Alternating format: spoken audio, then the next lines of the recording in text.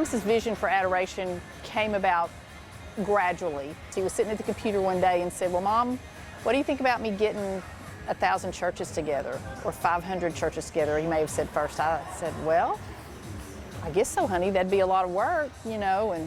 And he said, well, I said, do you think God's wanting you to do that? And he said, yeah. And I said, well, okay, go for it. But he had already done like campus-wide. He got the campus organizations together at ETSU, so all the different ones together. And then he had gotten, I'd seen that happen, and I'm thinking, well, I guess he'll start working on it. We'll see what happens. And every time he came home, he had something else to say, or it was going to be 1,000, and he'd talk to so-and-so here, and he'd met these people praying for Johnson City, met these people praying for ETSU, and it was just like God had prompted him to do it after he'd already kind of had some of the foundation laid where he could build on that and where he had support for it. I'm very proud of him. I'm very proud that he had the courage to follow the call that God put on him and the burden that that God gave him, that he went about going about it, and that's what he still do, and he'll still continue to do until God takes that burden off, or until they reach 1,000 churches or whatever God leads. I'm just so thankful that he's open to doing that, something new, and I'm just very proud of him and thankful for him that he's allowed God to move in his life. My name is Matthew Holt, and my affiliation with Adoration Life is I was one of the original core team members. I was roommates with Thomas when he got his call to bring these 1,000 churches together, and he and I and several others, we started the team back in 2016. Originally, before the Lord got a hold of him, he said, let's get 100 churches at Founders Park.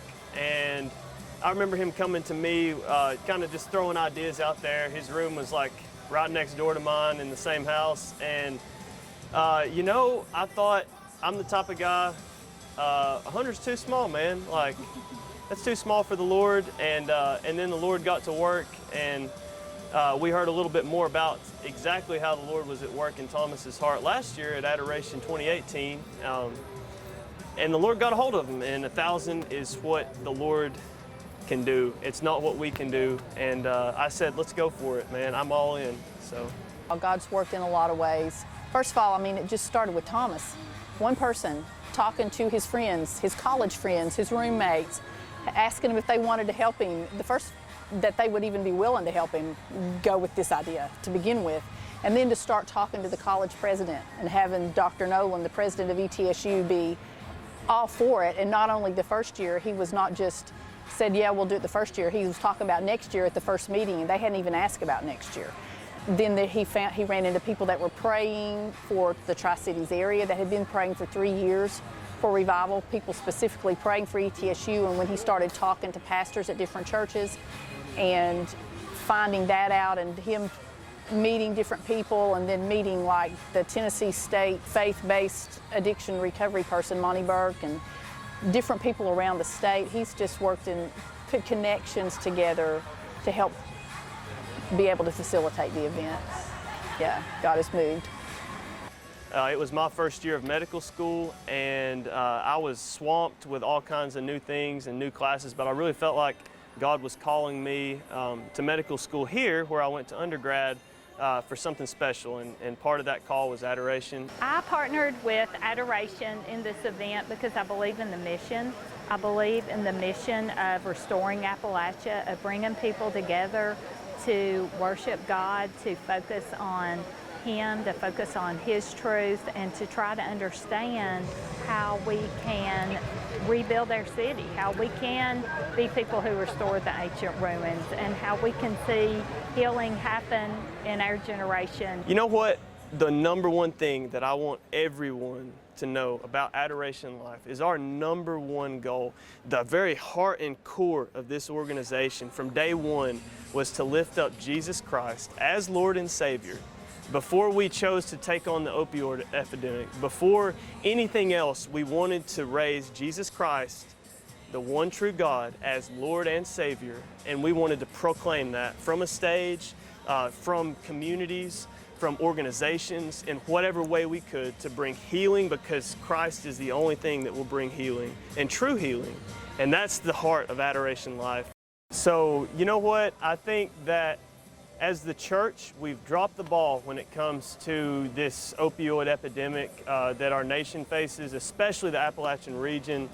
So how is Adoration Life and the church going to be involved in restoring Appalachia is the question, and what does that mean? Like, what's the significance of that? And I think it's time to man up or woman up as the church and say, you know what, we take responsibility and we really need to do something about this because people are hurting, the family is getting destroyed. You know, I'm a medical student, so I get to work firsthand with some of the mothers that, you know, have been, you know, on different sorts of drugs, and then they have a baby, and it's so sad to see the little nuggets, they just shake. You know, it'll be like every 3 or 4 seconds, they just shake. And it's so sad to see. And how does Adoration Life, the church, the opioid epidemic, where do those 3 things merge? And it's really all about owning up to the fact that there are hundreds of thousands of churches. I think there's over 11,000 churches in Tennessee alone, and I don't know the numbers for Virginia, North Carolina, West Virginia, South Carolina, all of our sort of, you know, immediate surrounding states in the Appalachian region, but there are hundreds of churches. And right here in our own backyard, people are hurting, people are even dying. Overdoses like rampant, you know, it's an epidemic. And so we've got to do something about it as the church. We have to lift up Jesus Christ as the light of the world, and we have to bring true healing through His name alone. And there's so many different ways that we can do that. And so that's what Restore Appalachia is all about, is bringing the church together, sharing in a dialogue about all the different ways that the church can get behind different organizations to restore Appalachia from prescription drug abuse, and lifting up Jesus Christ alone as the one true healing force behind all of it. And so we're just so excited to be involved and see what the Lord can do over the next few years. I hope that the event today causes people to believe that even though the problem is so big, that we can walk alongside these mothers now, and that they will treat people with compassion, they'll want to be part of the solution, and that there will be a way back to total emotional and spiritual and physical health for these babies and their mothers because of what happens here tonight and what people take back to their churches and their community, that we become more loving, that we're able to love our neighbors and believe that God can heal. Hope that people are reminded that we serve a God who can fully heal and fully restore individuals and families in our region, and that we want to be people who are able to love our neighbor, who are able to show grace, able to tell people the truth and walk alongside them to rebuild their families and change our whole state of Tennessee. I really hope that when people kind of come into this place, they can quickly see our mission is to unite the church as one. All these, mini churches coming together as a mega church to glorify God and to welcome people who don't feel like they belong. And I think a good way that we can do that is just with excellence, by coming forward and to bring amazing music and to bring really well done resources, like just handing them off to these people and loving on them in an extravagant way. And I think that's kind of the best way that we can complete that mission to unite everybody, is to just do it with that intention. There's been a lot of community coming together, the church coming together, the awareness that just people have for those who struggle with this addiction to opiates is really kind of swept under the rug. And Adoration has shown a great light on that. Over here we have an expo going on where we've got probably 50 groups that help people recover from opiate abuse, help families that struggle with it, that are affected by it, newborns that are born into a life of addiction. And people are really starting to see that. And there's been a lot of, the light's shown, and people are taking action. And Adoration has done a good job and really kind of sparking that. And I hope that it continues from just sparking it to really kind of being the leader and driving it here in East Tennessee. 2 years. Well, I hope in 2 years we are well on our way to 1,000. I hope that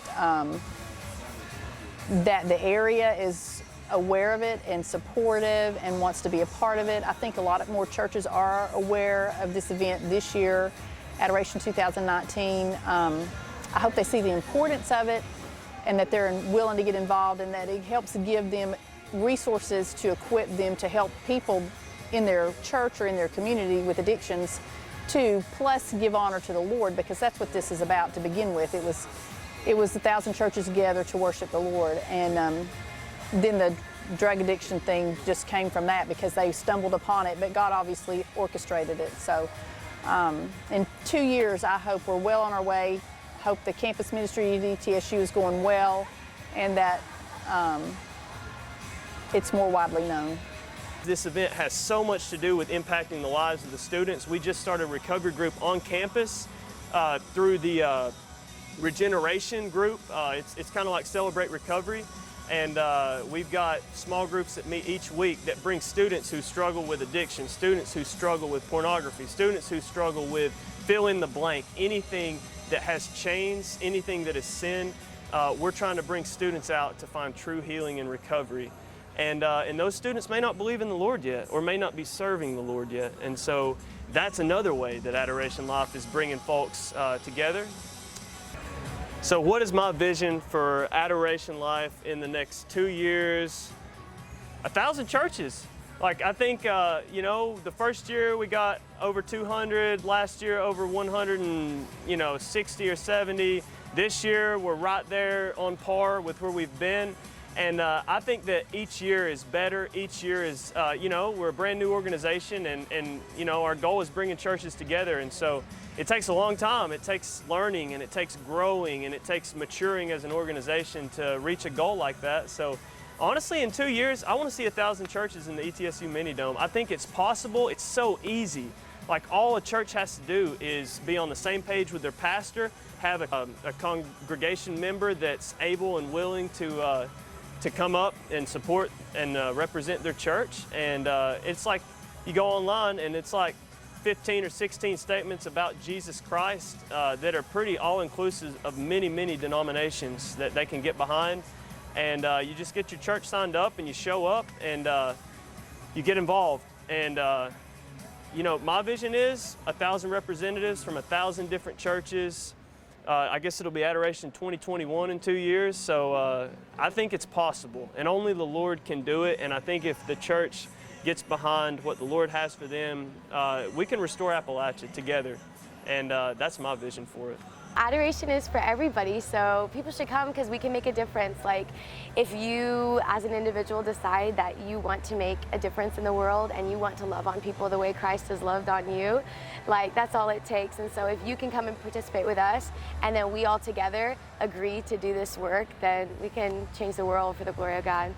Thomas explained it. I think the Lord just gave him a way to explain it. You know, one church can't minister to everybody in a town, but all the churches together can minister to all the people in the town. And instead of competing and working against each other, they can work together to help do that. So the main thing is to have one representative come represent their church and be part of the 1,000, and then get involved in helping people.